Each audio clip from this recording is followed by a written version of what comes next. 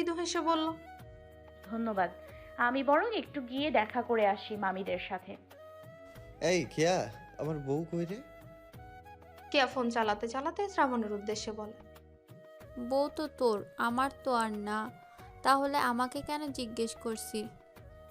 এত ঝামেলা না করে বলে দিলেই তো হয়, কই কবিতা? দুজনকে ফিসফিস করতে দেখে আলী আহমেদ চেয়ারে বসতে বসতে বলল। কি কথা হচ্ছে দুজনের মাঝে? শ্রাবণ মৃদু হেসে বলল, কিছু না আঙ্কেল, এমনি কথা বলছিলাম। কেয়া তৎক্ষণাৎ শ্রাবণের কথাকে মিথ্যে প্রমাণ করে দিয়ে আলী আহমেদের উদ্দেশ্যে বলে, না বাবা, ও মোটেও এমন কথা বলছিল না। ও তো কবিতাকে খুঁজছিল, এক সেকেন্ড বউ ছাড়া থাকতে পারছে না। এসেই আগে আমায় জিজ্ঞেস করছে, কেয়া আমার বউ কোথায়? আরে বাবা, এই তো সকালে একটু সময় হলো, কোথায় একটা গিয়েছে। কাল সারা রাত তো একসাথেই ছিলি, কিন্তু ওনার তো এতটুকু সময়ও বউকে ছাড়া ভালো লাগছে না। কেয়া এক নাগাড়ে কথাগুলো বলে থামে। এদিকে শ্রাবণ মাথায় হাত ঠেকিয়ে বসে আছে। আলী আহমেদ আর সেখানে বসে থাকতে পারল না, কোনো কথা না বলেই উঠে চলে গেলেন। আলী আহমেদকে চলে যেতে দেখে কেয়া অবাক কণ্ঠে বলল, এত কিছু বললাম আর তুমি কিছু না বলে চলে যাচ্ছ কেন? কথাটা কানে যেতে শ্রাবণ অগ্নি দৃষ্টিতে কেয়ার দিকে তাকাল। শ্রাবণের দৃষ্টি দেখে কেয়া দমে গেল। মিয়ে যাওয়া কণ্ঠে শ্রাবণকে বলল, কি হলো ভাই, এভাবে তাকিয়ে আছিস কেন? শ্রাবণ রাগী কণ্ঠে কেয়াকে বলল, ইচ্ছে করছে এক চরে তোর 32টা দাঁত ফেলে দিতে। লজ্জা নেই তোর? কার সামনে কি কথা বলতে হয় বুঝিস না তুই? আমি এবার কার সামনে কি বললাম? এক্ষুনি আঙ্কেলের সামনে নির্লজ্জের মতো এই কথাগুলো কে বললো? একটু তো বুদ্ধি করে কথা বলবি কেয়া। আমার সম্মানের একেবারে 12টা বাজিয়ে ছালি। বেশ করেছি, আমি তো জাস্ট এমনি কথাগুলো বলে দিয়েছিলাম। আগে জানলে আরো বেশি করে বলতাম। ওয়েট, এখন আমি সবাইকে ডেকে। হ্যালো সবাই, মোস্ট বেটের সাথে আমার এক্সপিরিয়েন্স ছিল সিরিয়াসলি এক্সাইটিং। এখানে এমন কিছু ফান এবং এঙ্গেজিং গেমস আছে যা আমি আগে দেখিনি। একটা গেম যা আমাকে সবচেয়ে বেশি থ্রিল করে সেটা হলো প্লিঙ্কো। বেশি কিছু বলবো না, you guys try it out, trust me. এটি একটা ইউনিক এক্সপিরিয়েন্স হতে চলেছে। যদি আপনি গেম লাভার হয়ে থাকেন তাহলে মোস্ট বেটে সবার জন্য কিছু না কিছু আছেই। মোস্ট বেটে বিকাশ, নগদ, রকেট উপায় আর অন্যান্য অনলাইন ট্রানজ্যাকশন মেথডসের মাধ্যমে ইজি এবং সিকিউর ডিপোজিট এবং উইথড্রয়াল করা যায়। আর তাদের কাস্টমার সাপোর্ট দিনে 24 ঘন্টা, সপ্তাহে 7 দিন available to help you out. আপনি ইভেন লাইভ স্ট্রিম করতে পারবেন আপনার favourite matches right from the platform. আমার প্রোমো কোড ইউজ করে রেজিস্টার করুন এবং প্ল্যাটফর্মের অ্যামেজিং ফিচার্স এক্সপ্লোর করুন। Don't miss out. আমি সবাইকে ডেকে ডেকে বলবো যে তুই তোর বউকে ছাড়া এক সেকেন্ডও থাকতে পারছিস না। শ্রাবণ আরো কিছু বলবে তার আগে রান্নাঘর থেকে কণা খাতুন গলা উঁচিয়ে বলেন, কেয়া, কবিতাকে নিয়ে আয় তোমা। মেয়েটা মনে হয় একা একা লজ্জায় আসতে পারছে না। কথাটা শুনতেই কেয়া কবিতাকে আনতে গেল। আর শ্রাবণ অসহায় চাহনিতে কেয়ার যাওয়ার পানে তাকিয়ে রইল। শ্রাবণ মাঝে মাঝে ভাবে যে এই মেয়েটার মাথায় সমস্যা আছে নাকি, নাহলে ওর পেছনে এভাবে উঠে পড়ে কেন লাগবে। নিজের ভাইকেও এতটা জ্বালায় না যতটা না শ্রাবণকে সে জ্বালায়। পরক্ষণে আবার ভাবলো হয়তো বেশিই ভালোবাসে, তার জন্য বেশিই জ্বালায়। শ্রাবণ নিজেও তো কেয়াকে সব থেকে বেশি জ্বালায়, কেননা ভালোবাসাটা হয়তো বাকিদের থেকে কেয়ার প্রতি একটু বেশি। কবিতা, তুমি বলো, তুমি কোথায় যেতে চাও? গেলেই হলো একটা জায়গায় আপু, আপনারাই বলুন না, এমনিতেও আমি অত জায়গা চিনি না। নববিবাহিত দুটি জুটি বিয়ের পর কোথাও ঘুরতে যাবে সেটাই প্ল্যান হচ্ছে। এতক্ষণ কেয়া সেখানে অনুপস্থিত ছিল। এসেই সাফার মুখে শুনলো কোথাও ঘুরতে যাওয়ার প্ল্যান হচ্ছে। উচ্ছ্বাসিত কণ্ঠে সাফার পাশে বসে বলে, কোথায় যাওয়ার প্ল্যান হচ্ছে? কেয়ার কথা শুনে পাশ থেকে কণা খাতুন বলে ওঠে, তোর তো খুশি হওয়া দরকার নেই, তুই যাচ্ছিস না, ওরা 4 জন যাচ্ছে। কথাটা শুনতেই কেয়া লাফ দিয়ে বিছানা থেকে উঠে এক প্রকার চিল্লিয়ে বলল, কি? ওরা 4 জন যাবে মানে আমি যাব না কেন? বিয়ের পর ওরা 4 জন ঘুরতে যাচ্ছে, তুই ওখানে গিয়ে কি করবি? কি করব মানে আমিও ঘুরবো? আজব তো, ওদের বিয়ে হয়েছে বলে ওরা একাই ঘুরতে যেতে পারবে আর আমার বিয়ে হয়নি বলে আমি ঘুরতে যেতে পারবো না? এটা কোন দেশের নিয়ম আম্মু? তোকে অত বুঝতে হবে না, তোর বিয়ে হোক, তারপর তুইও যাস। তাহলে আমার বিয়েটাও দিয়ে দাও না আম্মু। কেয়ার কথা শুনে সবাই হেসে ফেলে। কণা খাতুন রাগান্বিত কণ্ঠে কেয়ার উদ্দেশ্যে বলে, একটা চর খাবি, নির্লজ্জ মেয়ে কোথাকার। মা মামির সামনে নিজের বিয়ের কথা বলতে লজ্জা করে না? শ্রাবণ আর ভাইয়া তো পুরো বাড়ির সামনে বলল বিয়ের কথা। কই ওদের তো বললে না যে চর লাগাবে? যে আমি বলছি অমনি আমি নির্লজ্জ হয়ে গেলাম, তাই না? বিয়ে তো একদিন দেবেই, তাহলে এখন দিতে সমস্যা কোথায়? তোমরা যখন বিয়ের কথা বলো তখন দোষ হয় না, আমি বললেই দোষ, তাই না? যত দোষ সব সময় শুধু কেয়ার ঘোষ। কেয়ার কথায় সায় জানিয়ে সাফা বলে, ও তো ঠিকই বলেছে মা, আমরা সবাই ঘুরতে যাব, আর ও একা একা কি করবে বলুন তো? আর সব থেকে বড় কথা, ওর দুই ভাইয়ের বিয়ে দেখে ওরও বিয়ে করতে ইচ্ছে করছে। ওর বিয়েটাও দিয়ে দিন না, পাত্র তো রেডি আছে। সাফার কথা শুনে কেয়া উচ্ছ্বাসিত কণ্ঠে বলে, একদম ঠিক বলছো ভাবি। আমার বিয়েটা এই সুযোগে দিয়ে দিলেই তো হয়ে যায়, এক খরচে 3টে বিয়ে হয়ে যেত। কেয়া এবার সোমা সারোয়ারের দিকে এগিয়ে গিয়ে পেছন থেকে দু হাতে গলা জড়িয়ে ধরে আবদারের কণ্ঠে বলে, ও মামি, তুমি তো আমার ভালো মামি, বলো তুমি একটু মামাকে বলো না যেন আমার বিয়েটাও দিয়ে দেয়। আমি জানি মামা বাবাকে বললে বাবা রাজি হয়ে যাবে। তোমরা তো ঘরে ছেলের বউ নিয়ে এসেছো, এবার জামাই আনবে না বলো? সোমা সারোয়ার হেসে উঠে বলে, হ্যাঁ, আনবো তো জামাই, কিন্তু এত তাড়াতাড়ি? তাড়াতাড়ি কোথায় হলো? আমি আর শ্রাবণ তো একই বয়সের, তাহলে ওর বিয়ে হলে আমার হবে না কেন? তোমরা কি চাইছো যে ওর ছেলে মেয়ে হয়ে যাওয়ার পরে আমার বিয়ে দেবে? আচ্ছা ঠিক আছে, আমি বলবো তোর মামাকে। এবার খুশি তো? কেয়া উচ্ছ্বাসিত কণ্ঠে বলল, খুব খুশি মামি, তুমি খুব ভালো মামি, আম্মুর থেকেও ভালো। কণা খাতুন এবার রাগী গলায় বললেন, মাকে তো ভালো লাগবেই না, মা তো আর তোর অন্যায় আবদারগুলোকে সায় দেয় না। কেয়া আর কিছুই বলল না, উঠে গিয়ে কবিতার পাশে বসে বলে, এই যে ভাবিরা, তোমরা আর কয়েকটা দিন অপেক্ষা করে নাও, তারপর একসাথে যাব আমরা হানিমুনে। কেয়ার কথায় সাফা আর কবিতা সায় জানালো। সাফা কিছু একটা ভেবে কণা খাতুন আর সোমা সারোয়ারকে উদ্দেশ্য করে মা, একটা বিষয় খেয়াল করেছেন কি? দুজনেই প্রশ্নাত্মক গলায় বলল, কি? এই যে এবারে 3 ছেলে মেয়ে নিজেদের বিয়ের কথা নিজেরাই বলে, মানে আপনাদের আর আলাদা করে কোনো কষ্ট করতে হলো না। 3টে ছেলে মেয়ে হঠাৎ করে কেমন যেন লজ্জা কমে গেল, যেমন অপরটে সবার সামনে বলে বসে যে বিয়ে করবে। কণা খাতুনের কথা শুনে কেয়া গর্বের সাথে বলল, আমরা নির্লজ্জ না, বুঝেছো আম্মু? আমরা নিজেদের ভালোবাসার কথা স্বীকার করতে ভয় পাই না, আর আমরা গর্বিত যে আমরা আমাদের ভালোবাসার কথা সবার সামনেই স্বীকার করে দিতে পারি। মাঝে কেটে গেছে প্রায় 6টা মাস। এই 6 মাসে অনেক কিছুই বদলে গেছে। এই যেমন কবিতা শ্রাবণের প্রতি অভিমানগুলো বেড়ে গেছে, শ্রাবণের কবিতার মান ভাঙানোর চেষ্টাগুলো বেড়ে গেছে, ওদের সম্পর্কটা আপনি থেকে তুমিতে চলে এসেছে। প্রতিটি মানুষের সাথে কবিতার সম্পর্ক যেন বদলে গেছে, আগের থেকে বাঁধনগুলো আরো দৃঢ় হয়েছে, ভালোবাসাও বেড়েছে প্রতিটি মানুষের প্রতি কবিতার, এবং প্রতিটি মানুষের কবিতার প্রতিও ভালোবাসা আগের তুলনায় 1000 গুণ বেড়ে গেছে। কবিতার মামির সাথে সম্পর্ক এখন স্বাভাবিক, প্রতিদিন ফোনে খোঁজখবর নেওয়া হয়। 6 মাস পর আজ আবারও দুটো মানুষের হৃদয় সারা জীবনের জন্য বৈধভাবে বাধা পড়বে। চারদিকে মানুষ গম গম করছে, সাউন্ড বক্সে মাঝারি ভলিউমে গান বাজছে, সবাই ব্যস্ত হয়ে এদিক ওদিক ছোটাছুটি করে সমস্ত কাজ সম্পন্ন করার চেষ্টা করছে। আজ বাড়ির একমাত্র আদরের মেয়ের বিয়ে। কেয়ার বিয়ে উপলক্ষে সবাই কেয়ার দাদু বাড়িতে রাজশাহী এসেছে। সবাই বিয়ের আয়োজনে ব্যস্ত। কবিতা আর সাফা কেয়ার সাজগোজের দিকটাই খেয়াল রাখছে। বাড়িতে প্রচুর কাজ থাকলেও কেয়ার জন্য ওরা দুজন 1 সেকেন্ডের জন্য উঠতে পারছে না। কেয়া নাকি প্রচন্ড নার্ভাস, বারবার সাফা আর কবিতার থেকে বিভিন্ন টিপস নিচ্ছে, কিন্তু তারপরেও ভেজনা কাটছেই না। বারবার শুধু বলছে, তোমরা দুজনে কি সুন্দর সবটা সামলে নাও, আজ পর্যন্ত কোনো ভুল করিনি, সব কাজ তোমরা পারো, কিন্তু আমি তো কিছুই পারি না। তোমরা দেখো, আমি ও বাড়িতে গিয়ে কিছু না কিছু গন্ডগোল ঠিকই করব। কেয়ার কথা শুনে কবিতা ওকে আশ্বস্ত করে বলল। এমন কিছু হবে না।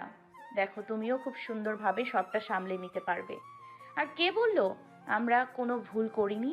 আমরাও ভুল করেছি, কিন্তু বাড়ির সকলে আমাদের সেই ভুলগুলো নিয়ে হাসি ঠাট্টা করেনি, বরং সেগুলো সংশোধন করে দিয়েছে। তোমার ভাইয়েরা আমাদের দুজনের পাশে ছিল, সেজন্য আমাদের কোনো অসুবিধা হয়নি।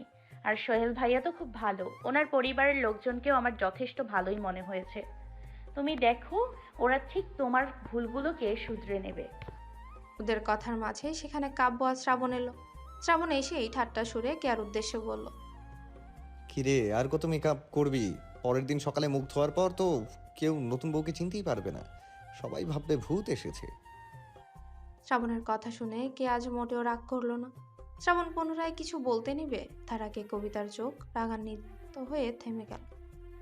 শ্রাবণ মাঝে মাঝে কবিতার পরিবর্তনে অবাক হয়। কি অদ্ভুত, তাই না? যে মেয়েটা একসময় তার চোখে চোখ রেখেও কথা বলতে পারতো না আড়ষ্টতায়, আজ সেই মেয়েটা কিনা তাকে চোখ রাঙায়। এসব কিছুই হয়তো ভালোবাসা আর অধিকারের জন্য। কবিতা এখন জানে যে ওর পূর্ণ অধিকার আছে শ্রাবণের উপর, সেজন্যই হয়তো এমন করে। কেয়াকে চুপ থাকতে দেখে কাব্য বলে ওঠে। ওকে, ঠিক করেছে যে বিয়ের আগে করে কথা বলবে না, বিয়ের পরে একবারে জামার মাথায় চিবিয়ে খাবে। কেয়া এবারেও কোনো কথা বলল না। কাব্য আর শ্রাবণ দুজন দুজনের দিকে তাকিয়ে বুঝতে পারলো যে ব্যাপারটা বেশ জটিল। দুজনে কেয়ার দুপাশে বসলো। কাব্য ধীর কণ্ঠে কেয়াকে বলল। কি হচ্ছে, মন খারাপ? কেয়া দুদিকে মাথা নাড়িয়ে না বোধক উত্তর জানালো। কাব্য পুনরায় জিজ্ঞেস করলো। টেনশন আছিস কিছু নিয়ে? কেয়া পুনরায় দুদিকে মাথা নাড়িয়ে না বোধক উত্তর জানালো। শ্রাবণ এবার জিজ্ঞেস করলো। সোহেল কি কিছু বলেছে? ওর সাথে ঝগড়া করেছিস নাকি আবার? কেয়া বিরক্তিকর দৃষ্টিতে শ্রাবণের দিকে তাকিয়ে বলল। না, ওর সাথে তো সকাল থেকে কথাই হয় নাই। ও, তার মানে এই কারণে তোর মন খারাপ, তাই তো? না রে বাবা। আরে বাবা, তাহলে কি হয়েছে সেটা না বলে বুঝবো কিভাবে বলতো? এখন কি তোর এসব বাচ্চামো করা মানায় কেয়া? বলে দি না কি হয়েছে তোর। শ্রাবণের কথা শুনে কেয়া ছলো ছলো চাহনিতে ওর দিকে তাকিয়ে কান্না মিশ্রিত কণ্ঠে বলল। আমি বাচ্চামে করছি, তাও তো তুই রাগ করছিস না। তুই তো তাও কত সুন্দর করে আমার সাথে কথা বলছিস, কিন্তু ও বাড়ির মানুষ যদি না বোঝে, ওরা যদি আমার সাথে খারাপ ব্যবহার করে, তখন? কেয়ার কথা শুনে শ্রাবণ ওর গালে হাত রেখে আধুরি গলায় বলল। কেন বুঝবে না? নিশ্চয়ই বুঝবে। আর সোহেল আছে না, দেখবি কেউ না বুঝলেও ও ঠিকই বুঝে নেবে। আর যদি সোহেল বদলে যায়, তখন কি হবে? যদি ও আমায় আগের মতো আর ভালো না বাসে, তাহলে কি করব? কথাগুলো বলতে কেয়ার গাল বেয়ে দুফোঁটা জল গড়িয়ে পড়ল। শ্রাবণ তা মুছে দিয়ে ব্যস্ত কণ্ঠে বলল। আরে আরে, এত সুন্দর করে সেজেগুজে কেউ কাঁদে নাকি? আমার বোনটাকে আজ কত মিষ্টি লাগছে দেখতে। এখন কাঁদলে তো সব সাজ নষ্ট হয়ে যাবে। তখন পাত্রপক্ষ বুঝবে কি করে যে ওরা জিতেছে? কেয়া আবার শব্দ করে কেঁদে উঠে শ্রাবণকে জড়িয়ে ধরে। কাব্য আর সেখানে বসে থাকতে পারলো না। হয়তো সেখানে এখন থাকলে কেয়াকে সান্ত্বনা দেওয়ার বদলে আরো কান্নায় প্রশ্রয় দেওয়া হবে। আর কেয়ার সামনে কাব্য নিজেও কাঁদতে চায় না, না হলে যে মেয়েটা আরো ভেঙে পড়বে। এদিকে কেয়া কেঁদে কেটে একেবারে নাজেহাল অবস্থা করে ফেলেছে। কেয়ার সাথে সাথে এখন কবিতা আর সাফাও যোগ হয়েছে। চোখ দিয়ে জল তো শ্রাবণেরও গড়াতে চাইছে, কিন্তু তাকে এখন শক্ত থাকতে হবে, তা না হলে কেয়াকে কে সামলাবে? শ্রাবণ এক হাতে কেয়াকে জড়িয়ে নিয়ে আদুরি গলায় বলল। কেউ বদলে যাবে না, ইনশাআল্লাহ। দেখিস সোহেল এখন যেমন তোকে ভালোবাসে, বিয়ের পর আরো বেশি ভালোবাসবে। আর চিন্তা করিস কেন? তোর ভাইয়া কি মরে গেছে? তোর ভাইয়ারা বেঁচে থাকতে ওদের বোনকে কারো বিন্দুমাত্র অবহেলা সহ্য করতে দেবে না। যদি কখনো তোর মনে হয় তোর নতুন পরিবারে কেউ তোকে মেনে নিতে পারছে না, কিংবা সোহেল বদলে গেছে, ও অবহেলা করছে তোকে, তাহলে সাথে সাথে তোর ভাইয়াকে কল দিবি। কথা দিলাম তোকে আর এক মুহূর্ত সেই অবহেলার জায়গায় থাকতে দেব না। আমাদের বোন আমাদের কাছে বেশি হয়ে যায়নি। আরে তোকে তো বিয়ে দেওয়ারই ইচ্ছা ছিল না, নেহাত তুই বিয়ের জন্য পাগল হয়ে গিয়েছিলি, তাই বিয়ে দিচ্ছি। না হলে তো ইচ্ছে ছিল তোকে সারা জীবন আমাদের দুই ভাইয়ের ছেলে মেয়েদের দেখাশোনা করার জন্য রাখবো। শ্রাবণের শেষের কথাটা শুনে কেয়া হেসে উঠল। শ্রাবণের থেকে নিজেকে ছাড়িয়ে নিয়ে শ্রাবণের পিঠে দু একটা কিল ঘুষি লাগালো। কেয়ার এমন কাজে শ্রাবণ সহ বাকিরা হেসে উঠল। কেয়া কান্না মিশ্রিত কণ্ঠে শ্রাবণের উদ্দেশ্যে বলল, আজকের দিনও তুই আমায় কাঁদাবি শ্রাবণ? একটু পর যখন আমি চলে যাব তখন তুই আমাকে মিস করবি দেখিস। তখন তুই বুঝতে পারবি কেয়ার মূল্য। যখন আর কারো সাথে লাগতে পারবি না, জানানোর মতো কাউকে পাবি না, তখন তুই আমাকে মিস করবি। শ্রাবণ কেয়ার মাথায় স্নেহের হাত রেখে আদুরি গলায় বলল, কে বলল আমি তোর মূল্য বুঝি না? আমি তো জানি আমার বোন আমাকে কতটা ভালোবাসে। বিশ্বাস কর, এই বাড়িতে যদি তোকে সব থেকে কেউ বেশি মিস করে তাহলে সেটা হব আমি। কিন্তু একদম চিন্তা করিস না, যখন তোকে জ্বালাতে ইচ্ছে করবে তোর শ্বশুর বাড়িতে চলে যাব। তুই কি ভেবেছিস তোর বিয়ে হয়ে যাচ্ছে বলে তুই আমার জ্বালানো থেকে বেঁচে যাবি? কখনো না, বরং এবার তোর জামাই সহ তোকে জ্বালাবো। কথাগুলো বলে শ্রাবণ কেয়ার চোখের জল মুছে দিয়ে উঠে দাঁড়িয়ে কবিতার সাফার উদ্দেশ্যে বলল, এটা গাধার সাজ আবার একটু ঠিক করে দাও তো তোমরা দুজন মিলে। সুন্দর লাগছিল, সব এলোমেলো করে দিল। আর হ্যাঁ, আমার বোনকে কিন্তু একদম আগের মতো করে সাজাবে। আমার বোনকে দেখতে যেন একদম পরীর মতো লাগে।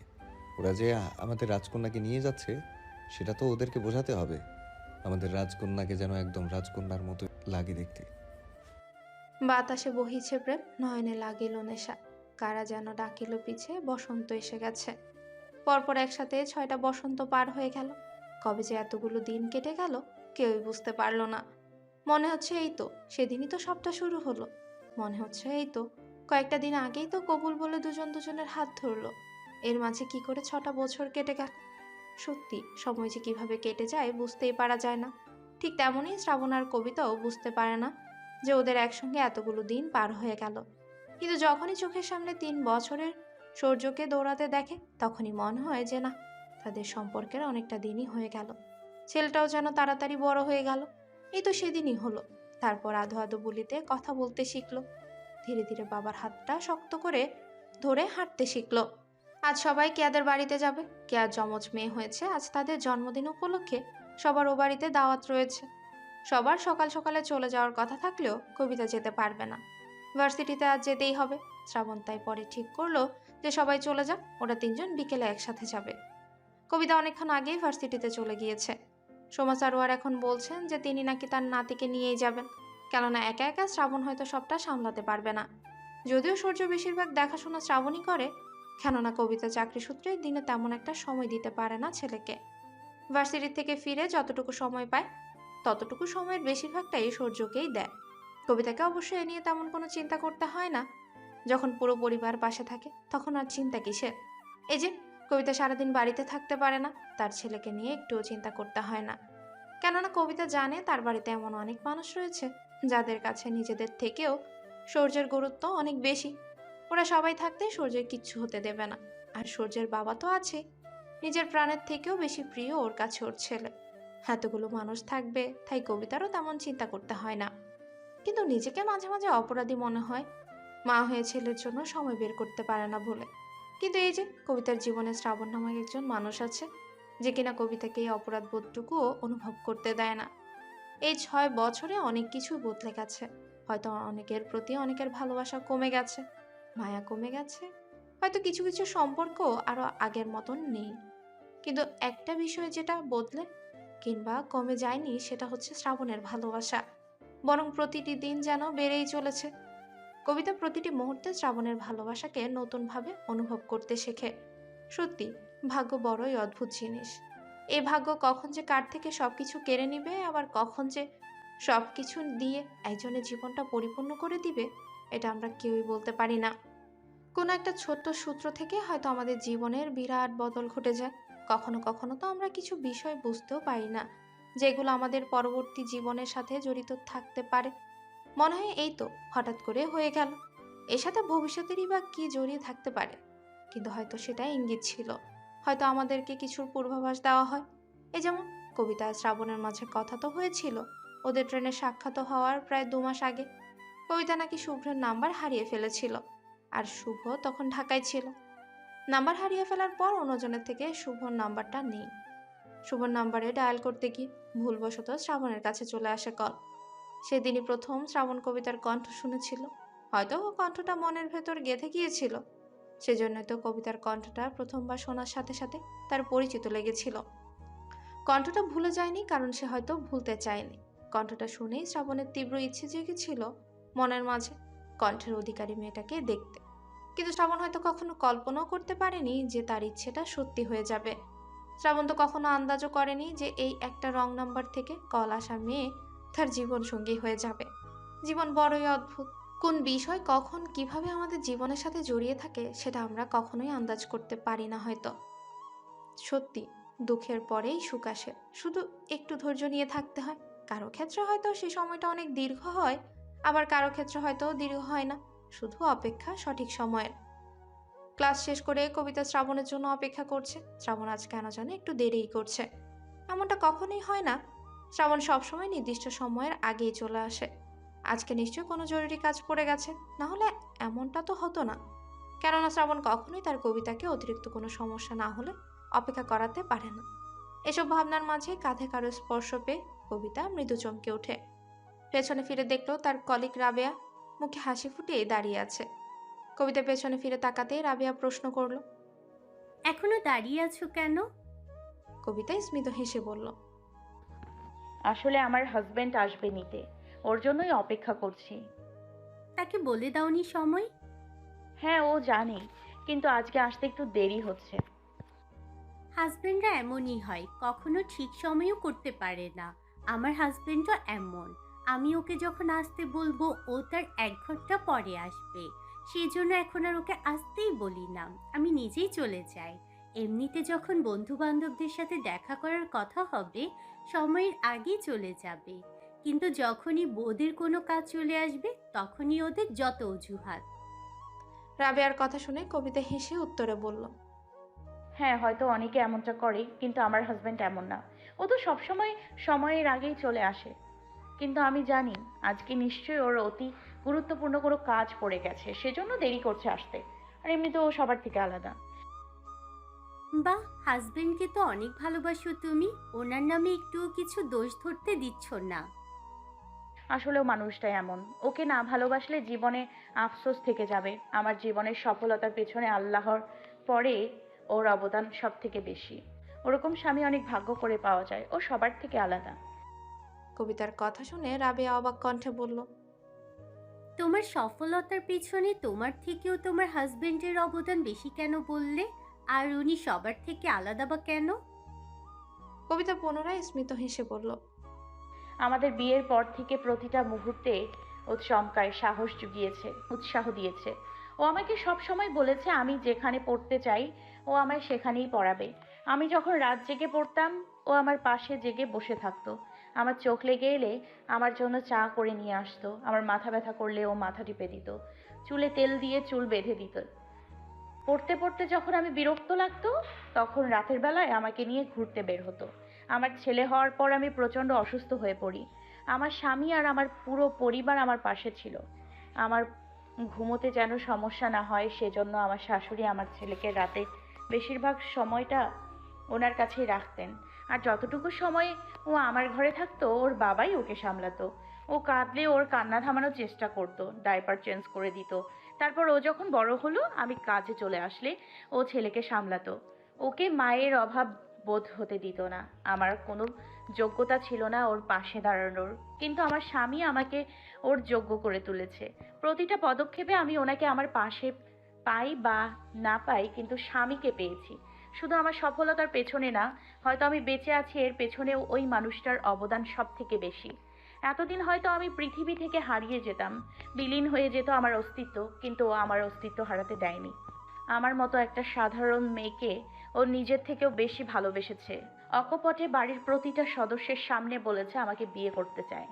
যে আমি ছাড়া দ্বিতীয় কোনো নারীর দিকে তাকায় না, আজ এতগুলো বছর পরেও আমায় ঠিক একই রকমভাবে ভালোবাসে, সেই মানুষটাকে কি ভালো না বেসে থাকা যায়? সেজন্যই বললাম যে আমার হাজবেন্ড বাকি সবার থেকে আলাদা। কবিতার কথা শুনে রাবেয়া অবাক কণ্ঠে বলল, তোমার কথা শুনে তো মনে হচ্ছে তোমার উনি সত্যিই আলাদা। তা তোমারও কখন আসবে? দেখতে ইচ্ছে করছে এমন মানুষকে। এসে যাবে এখন। কথাটা বলতেই কবিতার সামনে শ্রাবণ বাইক থামালো। হেলমেট খুলতেই কবিতা হেসে উচ্ছ্বাসিত কণ্ঠে রাবেয়াকে বলে, এই তো আমারও এসে গেছে। রাবিয়া, ইনি আমার স্বামী শ্রাবণ। পরিচয় শুনে রাবেয়া মৃদু হেসে শ্রাবণকে সালাম দিল। শ্রাবণ বাইক থেকে নেমে মুখে হাসি ফুটিয়ে সালামের জবাব দিল। তারপর কবিতাকে বলল, ওনাকে তো ঠিক চিনলাম না কবিতা। আরে তোমাকে বলেছিলাম না, নতুন জয়েন করেছে, ওর নাম রাবিয়া। ও হ্যাঁ, মনে পড়েছে। কেমন আছেন আপু? ভালোই তো ছিলাম ভাইয়া, কিন্তু কবিতার মুখ থেকে আপনার প্রশংসা শুনে আমার এখন কান্না পাচ্ছে। রাবেয়ার কথা শুনে শ্রাবণ অবাক কণ্ঠে বলল, কিন্তু কেন? আসলে আমি আপনার সাথে আমার হাজবেন্ডকে মেলাচ্ছিলাম। বিশ্বাস করুন ভাইয়া, যদি ওর মধ্যে আপনার 1% গুণও থাকতো তাহলে হয়তো আমার জীবনটা ধন্য হয়ে যেত। রাবেয়ার কথা শুনে শ্রাবণ হেসে ফেলে। না না আপু, তেমন কিছু না। আসলে ও সব সময় আমার একটু বেশি প্রশংসা করে। শ্রাবণের কথা শুনে পাশ থেকে কবিতা বলে ওঠে, মোটেই না, বরং আমি অনেক কমই বলেছি। এখনো তো অনেক কথাই ওকে বলা হয়নি। কবিতার কথা শুনে পাশ থেকে রাবেয়া হেসে বলল, আচ্ছা ঠিক আছে, সেসব কথা না হয় অন্যদিন শুনবো। এখন তোমরা যাও, দেখে তো মনে হচ্ছে দুজনে কোথাও ঘুরতে যাবে। ম্যাচিং ড্রেস পরে বেরিয়েছো। রাবেয়ার কথা শুনে কবিতা শ্রাবণের দিকে তাকালো। কবিতার পরনে কালো শাড়ি, শ্রাবণের পরনেও কালো রঙের শার্ট আর প্যান্ট। কবিতা শ্রাবণকে উদ্দেশ্য করে বলল, তুমি ইচ্ছে করে ম্যাচিং করেছো? হ্যাঁ, ইচ্ছে করেই করেছি। কবিতা আর কিছুই বলল না। ওদের থেকে বিদায় নিয়ে রাবেয়াও চলে গেল। শ্রাবণ বাইকে উঠে হেলমেটটা পরে কবিতার দিকেও একটা হেলমেট বাড়িয়ে দিল। হেলমেটটা হাতে নিতেই কবিতার সৌর্যের কথা মনে পড়ল। কবিতা তৎক্ষণাৎ ব্যস্ত কণ্ঠে শ্রাবণের উদ্দেশ্যে বলল, এই আমার ছেলে কোথায়? আমাদের তো একসাথে যাওয়ার কথা ছিল। সৌর্যকে মাদের সাথে পাঠিয়ে দিয়েছি। আজ তোমার সাথে প্রেম করব। কতদিন হলো বলো তো একসাথে একটু ঘুরে বেড়াই না। আজ একটু সময় পেলাম, তাই ভাবলাম আজকে একটু তোমায় নিয়ে ঘুরে বেড়াবো। ঘুরে বেড়াবে ভালো কথা, কিন্তু ছেলেটাকে নিয়ে এলে কি হতো? এমনিতেই তাকে সময় দিতে পারি না তেমন। কবিতার কথা শুনে শ্রাবণ মুখ ভার করে বলল, আমাকে তো আরও দাও না সময়। যতটুকু পাওয়ার সময় ততটুকু তো ছেলেকেই দাও। এমনিতেই তো আমার ভালোবাসার ভাগ পড়ে গেছে। আজকে না হয় ছেলের বাবাকেই একটু সময় দিলে। শ্রাবণের অভিমানী কথাগুলো শুনে কবিতা শব্দ করে হেসে উঠল। হাত দিয়ে শ্রাবণের মাথার চুলগুলো এলোমেলো করে দিয়ে হেসেই বলল, আচ্ছা ঠিক আছে, চলুন আজকে ছেলের বাবাকেই সময় দিব। কথাটা বলে কবিতা হেলমেটটা পরে বাইকে উঠে বসে। বাইক থামলো একটা টঙের দোকানের সামনে। বাইক থেকে নেমে শ্রাবণ চায়ের অর্ডার দিল। দোকানের ঠিক পাশে একটা কৃষ্ণচূড়া গাছ। কবিতা সেখানে গিয়ে বেঞ্চে বসে পড়ে। কিছুক্ষণের মাঝেই শ্রাবণ চা নিয়ে এলো। কবিতা এক কাপ চায়ের দিকে তাকিয়ে হালকা হেসে বলল, আজকেও 1 কাপ চাই এনেছো? শ্রাবণ 1 কাপ চা ভাগ করে 2 কাপ চা বানালো। তারপর কবিতার দিকে একটা বাড়িয়ে দিয়ে বলল, যতদিন আমরা দুজন আছি এভাবেই চা খাবো। কেন, তোমার ভালো লাগে না? ভালো কেন লাগবে না? আমি তো এমনিতেই বললাম, তোমার পাগলামো দেখে অবাক হই। অবাক হয়ে লাভ নেই সৌর্যর মা, সৌর্যর বাবা এমনই। আমি তোমাকে প্রথম দিনেই বলেছিলাম, তোমার সব কিছুতে যেমন আমি থাকবো তেমনি আমার সব কিছুতেও তুমিই থাকবে। সেটা যত ছোট বিষয়ই হোক না কেন। আর চা তো আমাদের দুজনের প্রথম ভালোবাসা। আর এই ভালোবাসাতে আমাদের দুজনের ভাগ থাকবে না, এটা কখনো হতে পারে নাকি?